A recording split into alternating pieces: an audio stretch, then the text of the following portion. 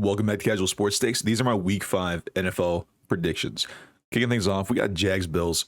The Bills have been on an absolute tear lately, blowing out the last 3 teams they've played in the past 3 weeks. Now they take it overseas to London, where the Jags have already been chilling, waiting after their win over the Falcons last week. Although the Bills are the much better team right now, because the Jags have had a little bit more time to be acclimated to that time zone, to being over in London, I think the Bills still win this game, but the Jags keep it close, ending the Bills' blowout streak, but not their win streak. We got the Saints, Patriots, with both teams coming off of bad losses. I was having trouble picking a winner, but then I remembered that the Cowboys just handed Bill Belichick his biggest loss of his career, and my man's probably going to be out for blood. Although both teams need a bounce-back win, I just see the Patriots being more motivated after that embarrassing loss, and they've also kept it competitive against the Eagles and the Dolphins, whereas the Saints, they just blew like a fourth quarter 17-0 lead. So give me this Patriots. Titans, Colts. The Titans just beat the brakes off the Bengals, and the Colts have looked better than anybody was expecting them to. Anthony Richardson just led them in a comeback, not a comeback win, but they came back down 23-0 in the third quarter to take the game into overtime against the Rams last week. AR's looked really good while he's not been injured, while he's actually been playing, and he actually just completed his first game fully healthy. So hopefully they're figuring things out over there. And the Titans just made Derrick Henry their QB1, I'm pretty sure. Jokes aside, though, I think the Colts, being the home team in this matchup, will give them a close division win. Another divisional matchup, we got Ravens-Steelers. I honestly feel like the Ravens are going to smoke the Steelers. Odell's back this week. Kenny Pickett will be playing for the Steelers despite the bone bruise on his knee last week. I'm not sure how that's going to affect him going into the game, but honestly, I'm not sure it was going to matter either way.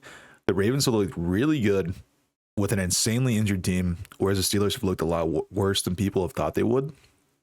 And things just aren't clicking for them on offense yet. Their defense is doing what their defense always does. You know, TJ Watt over there doing what he does best. The whole defense as a whole performing week in, week out, but the offense isn't clicking. And I don't care that Lamar's only beat them one time in his career. I don't think this game is going to be close at all. Give me the Ravens to stomp them. Next, we got Panthers Lions. The Lions are rolling over people lately, and the Panthers don't seem to be in the market for a win anytime soon. The Lions have only lost once this year, and that was in overtime with Seattle, and they didn't even get the chance to score. And Bryce Young still has yet to look good in the game, opposed to the 2 other rookie quarterbacks that were drafted after him in the first round, who've looked really good.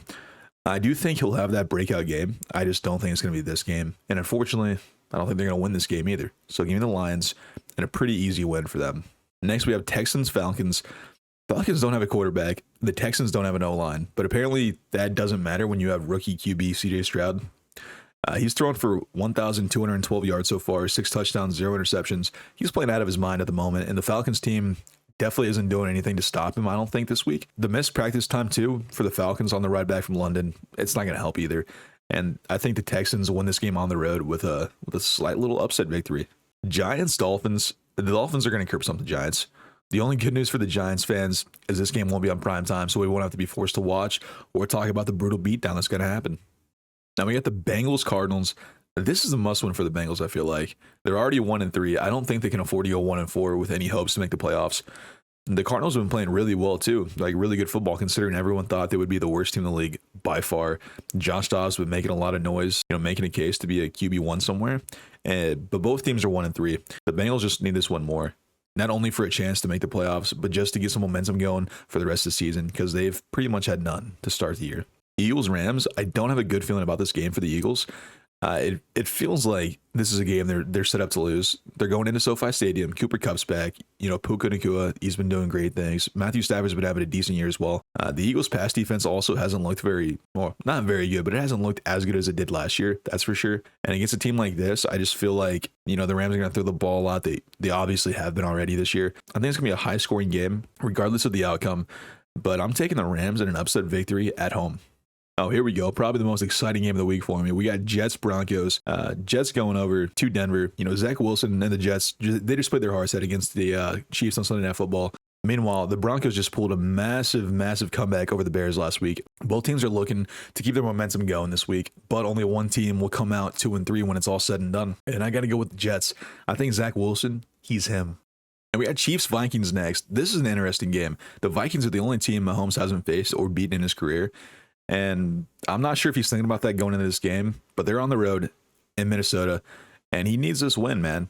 Kirk and JJ, they've been putting up big numbers this season. They're both like top 3 in passing and receiving yards. But as much as the offense has been balling out like that, they've also been turning the ball over, I think, the most out of any team this season. And they can't afford to be doing that, because turning the ball over means Patrick Mahomes gets the ball, and that typically means Patrick Mahomes is going to score. They've only managed to get one win, and that was against the Panthers. And the Chiefs are 3-1, pretty sloppy wins this year, but they're wins nonetheless. And I think Patrick Mahomes, he's just going to complete his trophy case and get a win over every team in the NFL with this game. Definitely my most anticipated matchup of the week. We have 49ers Cowboys. The Cowboys are going to Santa Clara to face off against the 49ers on Sunday Night Football. Here's the question, though. Can the Cowboys finally beat the team that sent them home for the last 2 years in a row and get over the hump? Or the 49ers just the better team and Dak and the Cowboys can't beat them? I've got no idea, but I'm riding with my Cowboys to win this game on the road and finally get retribution. Playoff history aside, the Cowboys need this win to stay competitive in the NFC. Since they decided to lose a game to the Cardinals, of all people, it would make both teams 4-1, and the Cowboys would hold the tiebreaker. But letting the Niners go 5-0 with the tiebreaker while you sit at 3-2, that would be detrimental for you this season, and you could basically kiss the 1 seed goodbye. And ending things off with Monday Night Football, we got Packers Raiders. Not the best Monday Night Football matchup, but definitely better than last week's. Both teams coming off losses to division rivals in Week 4. In my opinion, the Packers need this win more just because their division is more open and they have a better chance of winning it than the Raiders do. The Raiders have the Chiefs and the Chargers to go up against, whereas the Packers, 2 of their teams in their division only have 1 win. So I think it's much more important that they get this win and potentially make the playoffs as a wild card team rather than the Raiders getting some random win that's ultimately going to lead them to nowhere. So give me the Packers and what I think is going to be a close Monday Night Football game. But yeah, guys, that's been my Week 5 NFL predictions. Let me know down in the comments what your predictions would be. And yeah, I'll see you in my next video where we're going to be reviewing Week 5.